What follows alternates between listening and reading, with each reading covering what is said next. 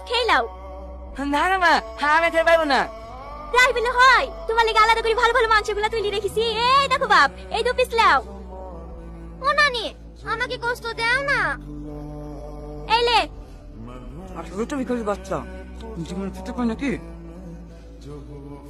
কুকু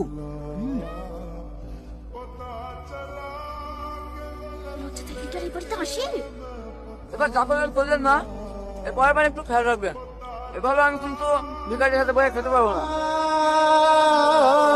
আমারই ভুল হয়েছে, একসাথে খেতে বসলাম।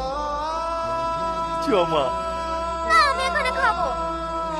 এই জায়গা আমাদের লেগে দাও মা, সকালে কি খাস? কি গো, তোমার আবার কি হলো?